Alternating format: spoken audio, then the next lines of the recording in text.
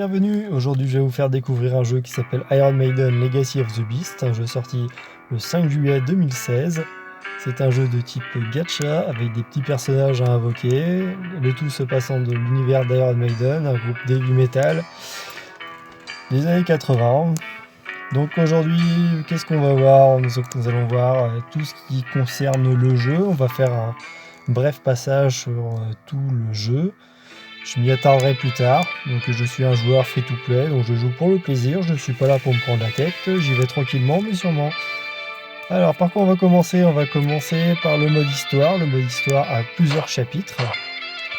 Chaque chapitre a plusieurs niveaux, et dans les niveaux, il y a des sous-niveaux. Chaque niveau a 3 objectifs pour gagner des crânes d'or.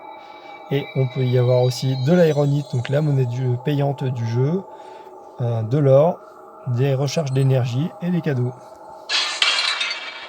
Voilà. Donc à quoi vont servir les petits crânes d'or qu'on va gagner dans le jeu? Nous allons voir ça dans la quête des crânes ici.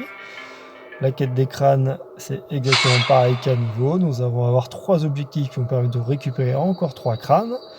Et chaque niveau de la quête de crâne va rapporter des choses un peu spécifiques. Donc ici nous avons une réserve. Le premier niveau, nous avons la réserve d'or et d'âme.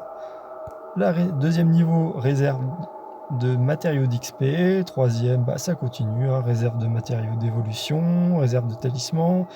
Donc il m'en reste plusieurs encore à débloquer, donc il y a du boulot. Voilà, tranquillement mais sûrement. Voilà, donc le nom de personnage en haut, c'est Darkworm. Après, nous avons des petits troupiers ici, donc c'est les amis que vous pouvez inviter dans le jeu pour y jouer. Vous avez leur niveau, vous pouvez aller les visiter si vous voulez voir leur personnage et quel talisman ils ont mis sur leur personnage. Nous avons aussi un magasin de troupiers. Donc à chaque fois que vous allez utiliser un troupier, vous allez gagner 25 points. Donc sachant que là je suis à 50, 250, 500. Alors, on est pratiquement à 1250 points par jour. 1250 points par jour. Donc ça vous permet de gagner une petite pierre. Au début, ce que je ferais... Là, ici, vraiment... ça, c'est vraiment sur du long terme. Hein. Les fragments de personnages et tout, c'est du boulot, c'est sur du long terme. Hein. Nous avons des talismans ici. Donc là, je suis en train d'économiser justement pour les talismans d'acier. Voilà. Nous allons avoir la faille temporelle. La faille temporelle, donc nous avons un seigneur de la lumière. Donc chaque jour, ça change. Aujourd'hui, c'est le seigneur de la lumière. Nous pouvons avoir le sentinelle, le guerrier, l'assassin, le mage. Donc pareil ici, nous allons gagner... Qu'est-ce que ça va nous rapporter? Donc les personnages, nous allons pouvoir les augmenter de rang et de niveau. Donc là, nous avons des matériaux d'évolution pour augmenter le rang. Le rang, c'est le nombre d'étoiles. Et des fragments pour augmenter les niveaux des personnages. Et nous avons aussi donc la possibilité de gagner des pierres d'âme pour faire des invocations. Nous avons à côté le meilleur des mondes. Le meilleur des mondes concernera tout ce qui est talisman. Talisman appelé dans d'autres jeux runes ou glyphes. Donc ici nous allons pouvoir gagner des clés qui vont nous permettre d'ouvrir des donjons exclusifs, qui vont permettre d'avoir des récompenses exclusives aussi aux donjons. C'est assez compliqué ça au début. Voilà, donc nous allons pouvoir voir les talismans que nous allons pouvoir gagner dans ce niveau-ci, ainsi que nous allons gagner aussi des runes pour augmenter le niveau, des runes d'évolution pour augmenter le rang des talismans, donc le nombre d'étoiles. Alors nous avons ici, donc là je suis ici, nous avons le jardin de la vie, c'est la version sentinelle vert et artilleur jaune. Ici nous avons le mage pour le jardin du désespoir et assassin en violet. Et ici, jardin de la peur, c'est guerrier en rouge.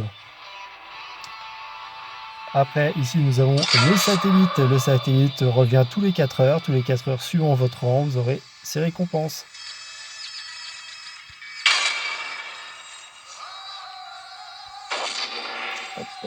Donc ici, nous avons après la planète silencieuse qui n'est pas encore débloquée. Après, pour suivre, nous allons voir mon équipe. Alors, nous avons comment se présente la fiche d'un personnage. Donc ici, nous sommes sur le Battlefield Trooper Eddie. Nous avons son niveau, donc 100 sur 100. Le rouge, c'est le guerrier. Donc son rang, il est monté 5 étoiles. En bas, nous pouvons voir ses stats PV pour les points de vie, attaque pour son score d'attaque, la défense pour la défense bien sûr, la magie, RM c'est résistance magique et spéciale c'est pour la compétence spéciale qui se déclenche une fois la barre pleine. Après nous avons les compétences. Donc vous allez voir ici il y a 3 types. Il y a le présent, le passé et le futur. En jeu on peut passer à un de ces 3 types là pour aller chercher la compétence qui nous intéresse. Alors une compétence ici, donc nous avons le petit 6 en haut, ça veut dire que ça va nous coûter 6 points. Inflige 2 fois de dégâts physiques à une cible unique. Confère le statut coup parfait pendant 2 tours et 100% de chance de coup critique pendant un tour lors de coups parfaits. Donc là vous pouvez voir que cette compétence a été montée jusqu'au niveau 6. Donc ça monte, ça fait beaucoup de dégâts là. Hein.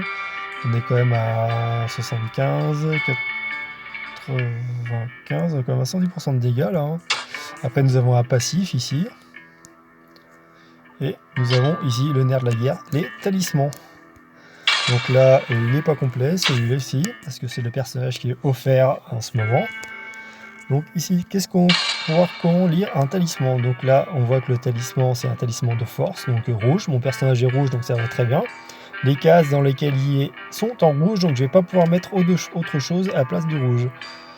Donc nous avons des PV, de l'attaque et de la résistance magique. Et un set de 2 comme celui-ci va apporter plus 15% de PV. Donc après je vais pouvoir l'évoluer avec les matériaux d'évolution qu'on récupère justement dans les jardins. Après ici j'en ai un autre, là il faut 4. Donc là je suis en train de farmer pour récupérer le 4e. Certaines fois il vous faudra 3. Donc les sets de talismans vont de 2, 3, 4, 5 à 6. Et quand vous avez un set de talismans de 2 puis un deuxième set de talismans de 3, vous allez pouvoir ici y mettre des talismans cosmiques. Un talisman cosmique va pouvoir vous apporter un passif ici, regardez, hop, un passif en n'en mettant qu'un seul. Donc c'est super intéressant, mais par contre vous pouvez mettre qu'un seul talisman par personnage. Un seul talisman cosmique par personnage. Alors, les talismans, nous avons les talismans guerriers en rouge, les talismans mages en bleu, les talismans sentinelles en vert, et nous avons les autres talismans donc artilleurs jaunes qui correspondent à du light dans d'autres jeux, et les talismans violets assassins qui correspondent à du dark dans d'autres jeux aussi. Bon, pour le tour des personnages, rien de très compliqué. Nous avons le PVP, bon, ça c'est de l'arène, hein, tout ce qui est le plus basique, hein, des combats et des combats contre d'autres joueurs. Hélas pas en direct, mais bon, espérons qu'un jour ça arrive assez rapidement. Je suis dueliste 5 pour l'instant, donc voilà ma devise, hein, tranquillement mais sûrement. Nous avons un shop à côté, le shop va vous permettre d'acheter de l'énergie, des âmes, des talismans, des éclats de personnages, des talismans et surtout ce qui est assez intéressant c'est les reliques. Les reliques comment ça fonctionne, donc ça veut dire que pour 350 points je vais pouvoir augmenter la santé de tous mes personnages, car ça c'est un talisman universel, c'est des reliques universelles. Après on peut aller chercher du côté des guerriers, des mages, ainsi de suite, un sentinelle. On peut continuer comme ça. Après nous avons l'autre partie PVP qui s'appelle le challenge.